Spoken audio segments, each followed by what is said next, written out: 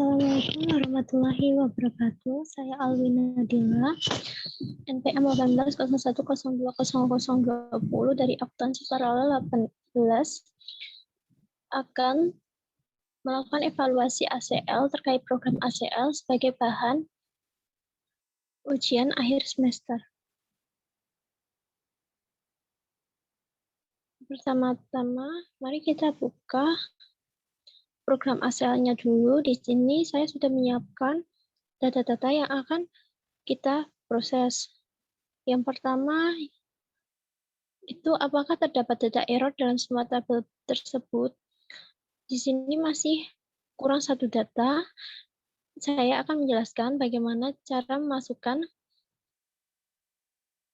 data yang ada. Yang pertama, kita buka di menu bar, itu File, New, Tabel.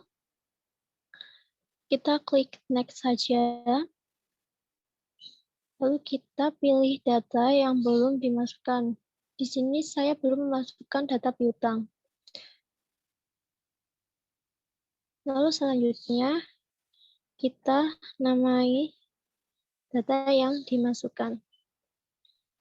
Seperti nama data yang ada. Sini sudah masuk. Setelah itu kita mengecek apakah data ada yang error atau tidak.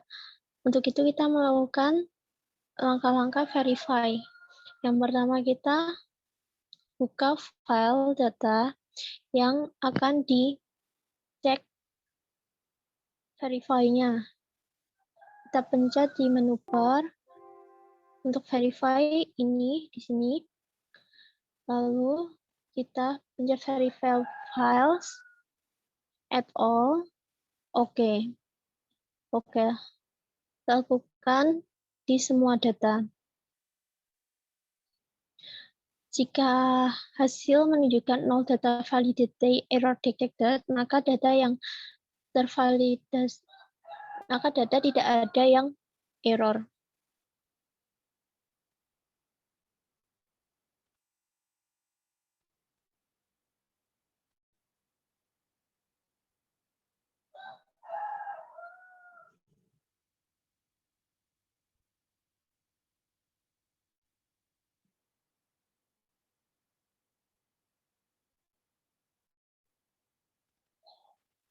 Di sini saya akan memverifikasi semua data yang ada dulu untuk mengetahui apakah ada data yang error atau tidak. Untuk langkah-langkahnya seperti yang ada di atas, yaitu dengan memilih menu verify di menu bar, lalu kita pencet verify files, kita pilih semuanya, lalu pencet OK, dan OK, maka kita akan mengetahui hasil verifikasi data. Jika ada data error, maka akan ada rincian data mana saja yang error. Tapi jika data yang ada itu 0 detected, validity error detected, itu tidak ada data error.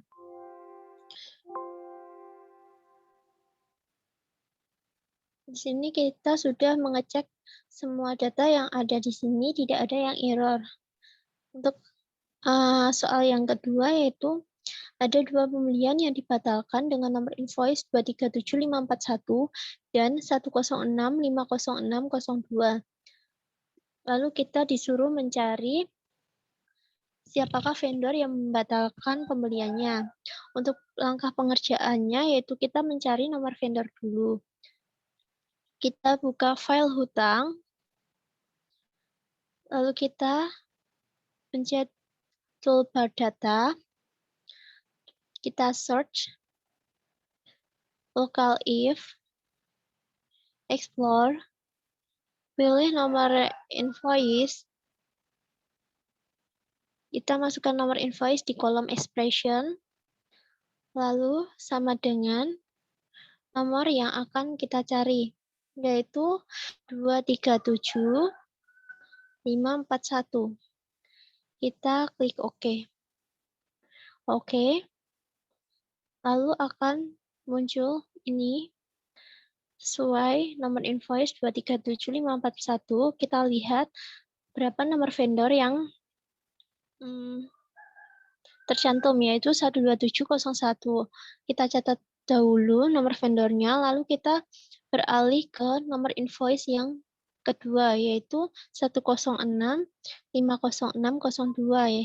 Kita menggunakan langkah-langkah yang seperti tadi. Kita cantumkan dulu nomor invoice-nya, lalu klik OK. Oke. Sini sudah ada nomor invoice yang kita cari, lalu kita melihat nomor vendornya yaitu 13864. Setelahnya kita mencari nama vendor di file pemasok. Untuk mencari nama vendor, kita menggunakan data, lalu kita search lagi, menggunakan local if, explore, lalu kita memasukkan vendor nomor di kolom expression, sama dengan nomor yang tadi kita temui di file hutang. Untuk yang pertama 12701. Kita klik OK. Oke. Jadi nama vendor yang pertama membatalkan pembeliannya yaitu Haris Project dengan Kota Baton Rouge.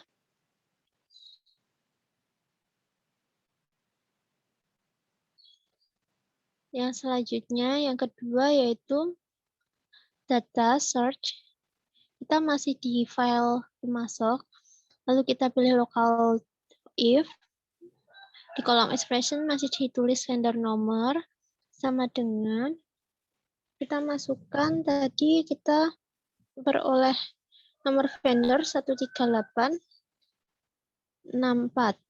Lalu kita klik OK. Kita klik OK lagi. Dan muncul bahwa nama vendor yang kedua yaitu Binford Tools. Binford Tools di kota Mountain View. Lalu selanjutnya kita akan bahas bagaimana cara penyelesaian nomor 3. Untuk soal nomor 3 sendiri yaitu berapa jumlah transaksi pembelian yang terjadi setelah 1 Juli tahun 2000 dan berapa total nilai transaksinya. Untuk pengerjaannya yaitu kita membuka file hutang, lalu analyze, lalu total file untuk mencari total nilai transaksinya. Di total files, kita memilih total files, kita memilih invoice amount, lalu OK, kita klik if, pilih di kolom invoice di kolom expression ini, kita pilih invoice date. Tadi di soal kita harus mencari jumlah transaksi pembelian setelah 1 Juli 2000. Untuk itu kita menggunakan simbol ini, lalu kita atur tanggal dan harinya yaitu 1 Juli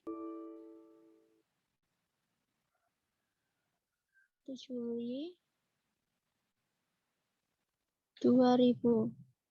Kita klik OK. Lalu OK lagi. Kita akan mendapatkan invoice amount sebesar 175.209,92.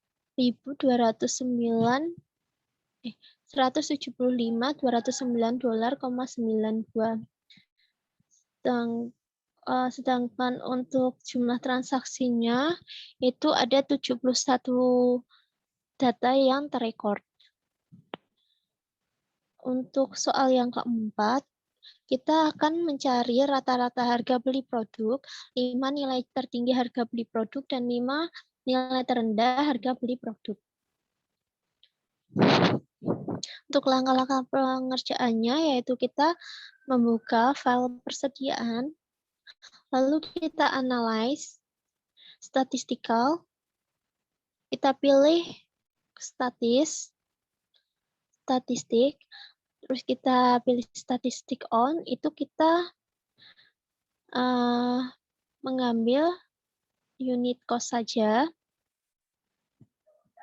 Unit cost ini untuk mewakili harga beli barang. Oke, lalu kita checklist standar deviation-nya, lalu kita pilih oke.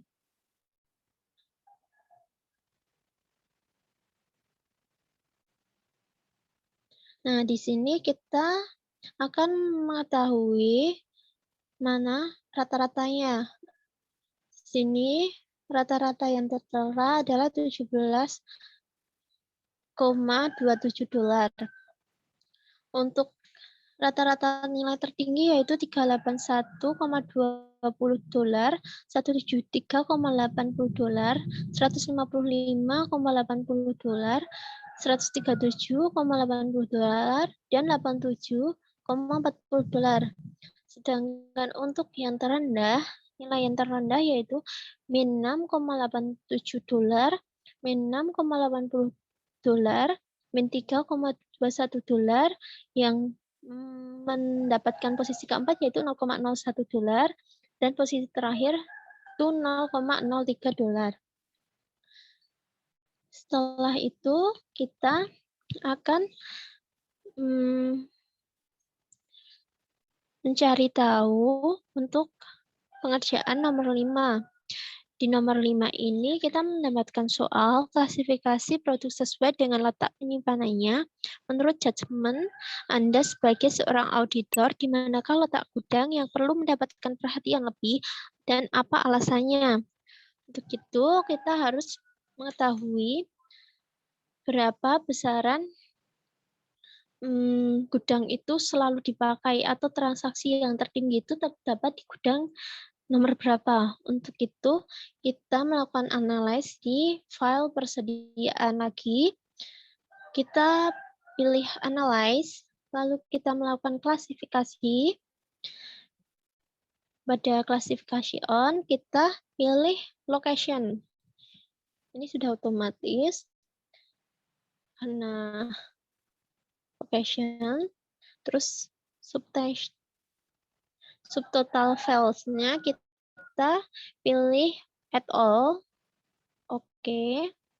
Kita oke lagi.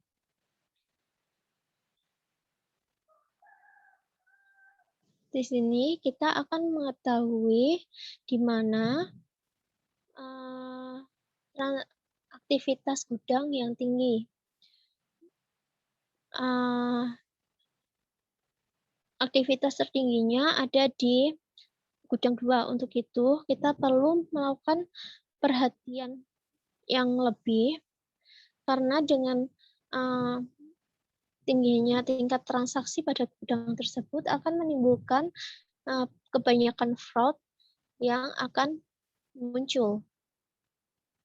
Untuk yang nomor 6, yaitu kita memiliki soal, buatlah kelompok yang berdasarkan nilai transaksi dengan jumlah kelompok sebanyak 5 kelompok.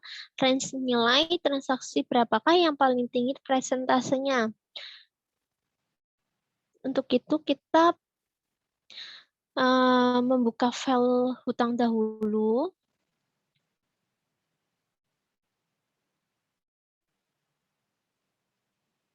Lalu kita melakukan analyze. Kita buka statistikal, pilih profile.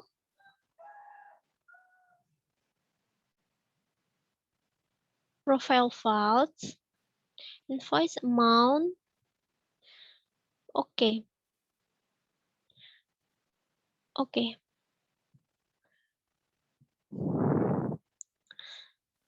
Setelah itu kita melakukan analysis lagi, stratify.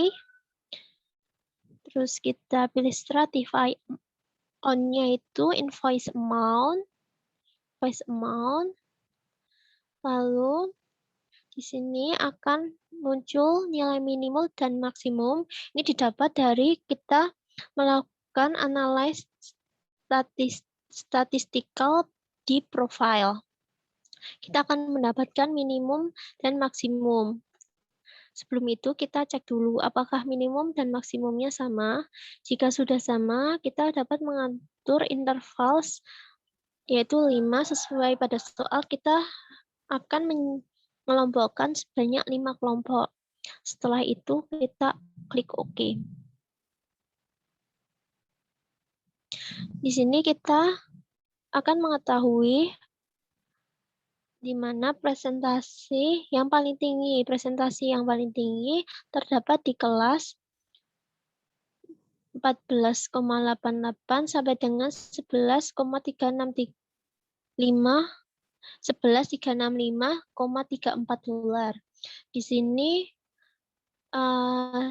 terdapat jumlah 97 dengan presentasi penjumlahannya itu 95,1%. Dengan total invoice amount-nya 150.517,24 dolar. Lalu selanjutnya kita akan membahas soal 7, soal nomor 7. Di dalam soal nomor 7 itu terdapat soal sebutkan 4 karyawan dengan gaji tertinggi dan 4 karyawan dengan gaji terendah. Dan sebutkan 3 karyawan yang paling senior dan 3 karyawan yang paling junior. Cara pengerjaannya untuk karyawan yang mendapatkan gaji terendah dan tertinggi, yaitu pertama buka file pegawai, terus kita pilih dulu menu bar, di menu bar itu join. Ini untuk primary case tadi kan pegawai, kita untuk memilih secondary table-nya yaitu gaji. Karena kita akan memilih nama pegawai dan nama pegawai yang memiliki gaji tertinggi dan terendah. Untuk primary case dan secondary case harus memiliki kesamaan. Di sini yang memiliki kesamaan yaitu no. Maka di kolom primary case dan secondary case yaitu kita pilih no. Untuk primary files kita memilih at all. Begitu pula pada secondary files. Kita pilih at all. Lalu kita klik OK. Press sort secondary table, kita checklist. Lalu to-nya kita diberi namanya kita kasih join table, join pegawai dan gaji. Lalu kita klik OK.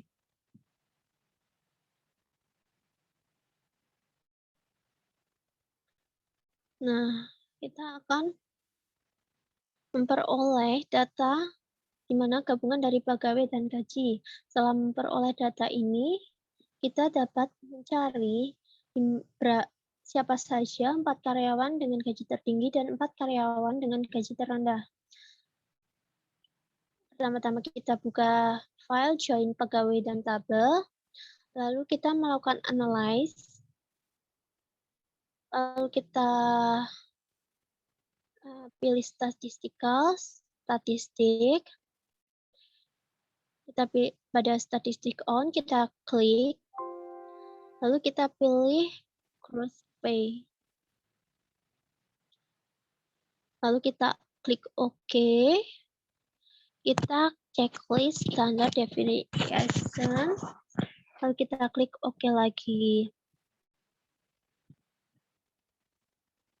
Maka di sini akan muncul mana nilai yang tertinggi dan mana nilai yang terendah. Untuk yang nilai yang tertinggi ini kita dapat pencet agar mengetahui namanya. nama yang beroleh Crucify tertinggi yaitu Carmen. Ini Carmen. Untuk langkah selanjutnya yaitu kita bisa melihat satu-satu seperti ini. Untuk nilai gaji tertinggi dan terendah seperti itu cara pencariannya. Sedangkan untuk jika karyawan senior dan junior, kita dapat membuka file pegawai, lalu kita pilih Analyze Statistik,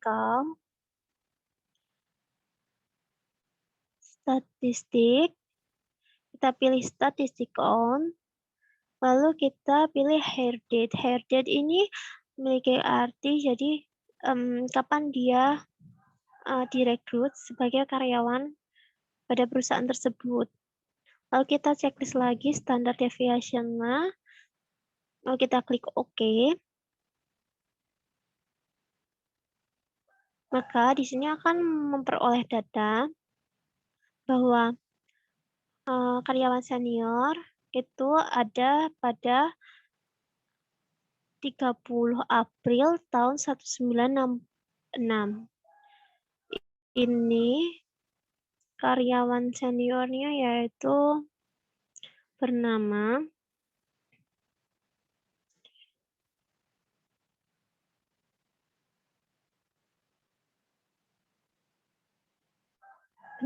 Jorge dan Alejandro, itu untuk karyawan senior 1 dan 2. Sedangkan senior ketiga itu ada di 12 Agustus 1968 yang bernama Marcos.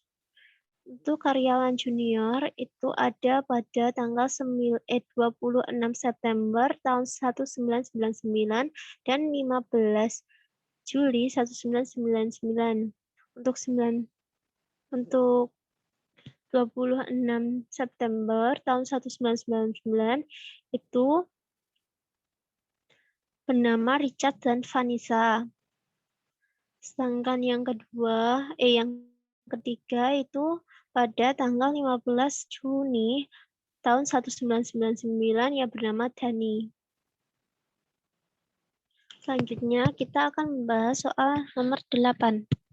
Dengan menggunakan Look for Duplicate, lakukan pengecekan terhadap daftar karyawan. Adakah data yang terduplikasi? Lakukan analisis data temuan Anda. Untuk cara pengerjaannya, kita buka file pegawai.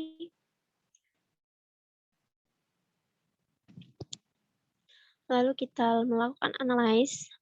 Selanjutnya kita menggunakan look for duplicate untuk mengetahui apakah ada data yang terduplikasi atau tidak. Untuk duplikasi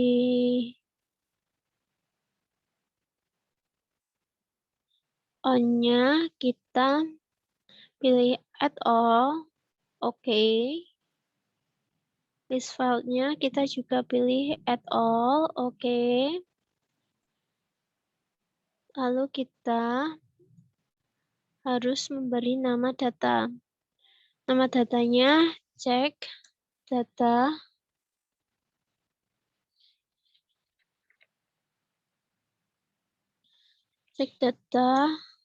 duplikasi saja.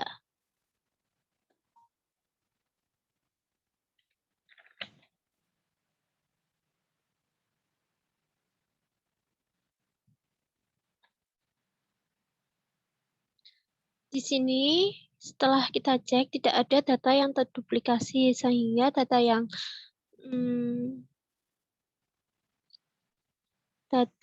diinput sudah benar, tidak ada data yang terduplikasi. Selanjutnya kita akan bahas nomor 9. Nomor 9 di sini kita harus melakukan join data, piutang, dan pelanggan. Lalu kita harus menganalisa data piutang sebelum dan setelah digabung. Adakah perbedaan? Jika ada, lakukan analisis penyebabnya terjadinya perbedaan tersebut. Untuk cara pengerjaannya yaitu kita pilih file pelanggan, lalu kita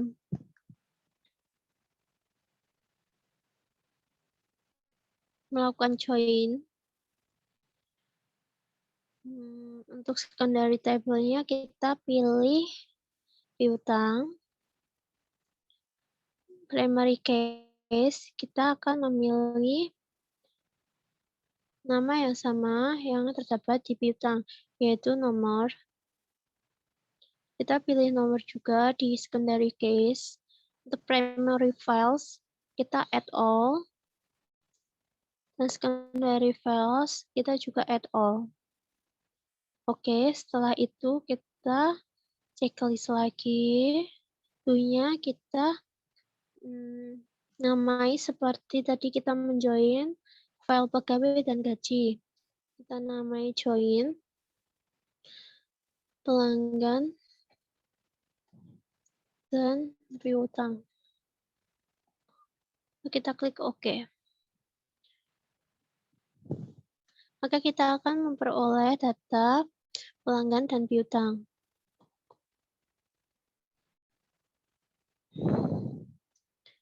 Setelah itu, kita cek apakah data yang kita gabungkan sama atau tidak, atau ada perbedaan. Jadi dari hasil penggabungan data ini, jumlah yang terrekod akan berbeda, baik dari file pelanggan maupun file piutang. Pada file pelanggan sendiri,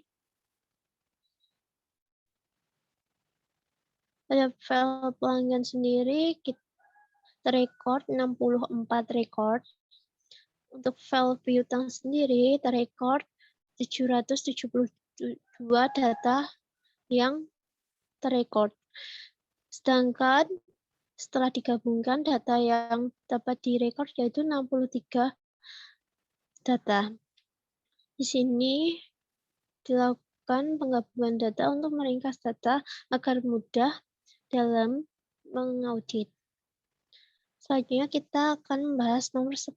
Nomor 10 sendiri yaitu buatlah daftar nama pelanggan yang piutangnya jatuh tempo sebelum 1 Juni 2000. Lakukan ekspor data piutang yang jatuh tempo sebelum 1 Juni 2000 pada itu diisi NPM.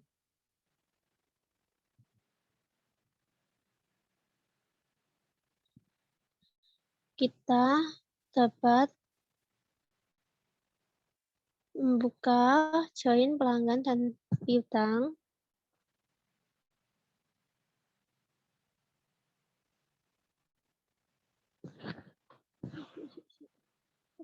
Kurang deh.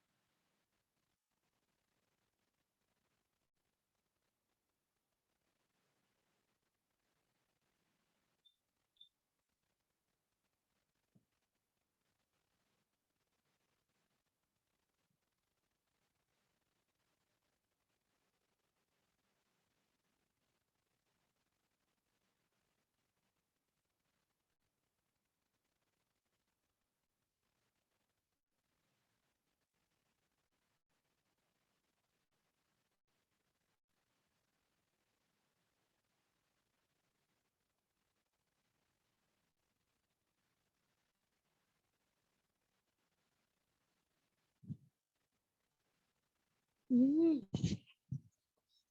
Hmm.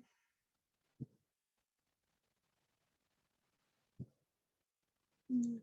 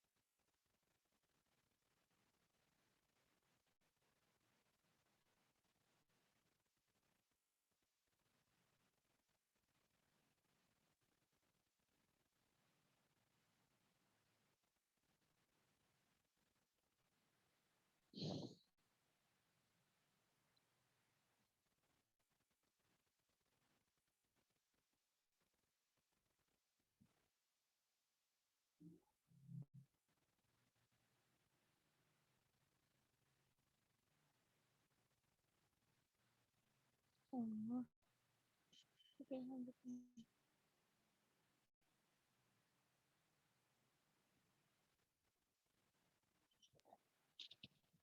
Baik, untuk yang nomor 10, kita buka dulu file join pelanggan dan piutang. Lalu kita pilih data export to other application. File kita memilih nama, name, dan amount. Lalu kita oke. Kita pilih view, beralih ke view, kita pilih export as-nya text, export out optionnya export with file name. If-nya kita atur seperti yang terdapat di soal, yaitu data sebelum tanggal 1 Juni 2000.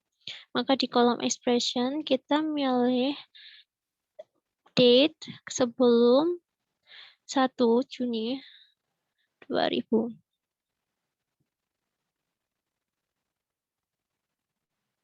Kita klik OK. Kita klik OK lagi. Kita namai menggunakan NPM kita. 0020. Kita klik OK.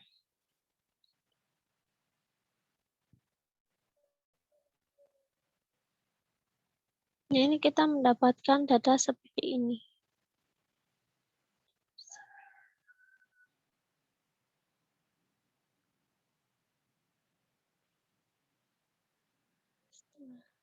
Sekian untuk tata cara pengerjaannya.